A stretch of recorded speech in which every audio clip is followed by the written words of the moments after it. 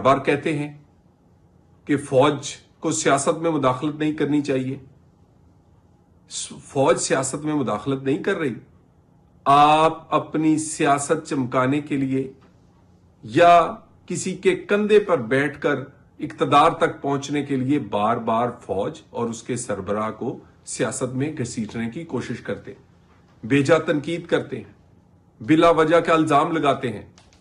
एक अदारा जो पाकिस्तान के लिए जिसकी खिदमत हैं, जिसने हालिया माजी में दुनिया की एक बड़ी ताकत को शिकस्त दी है और जो फख्र करता है अपनी शहादतों पे, अपने गाजियों पे, पाकिस्तान की हिफाजत पर, उन पर और उसके सरबराह को बिला वजह तनकीद का निशाना बनाएंगे, इल्जाम लगाएंगे। कब तक अदारा खामोश रहेगा?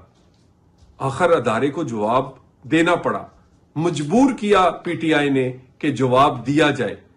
बहुत लंबे अरसे के लिए सब्र तहम्मुल और दरगुजर से काम लिया फौज ने भी और फौज के सरबराह ने भी, मगर हर आए रोज बानी पीटीआई अपनी ट्वीट्स में, अपनी पैगामात में, उनके लोग बाहर आकर मुलाकात के बाद प्रेस कॉन्फ्रेंस में बेजा तनकीद और इल्जाम लगाते रहे।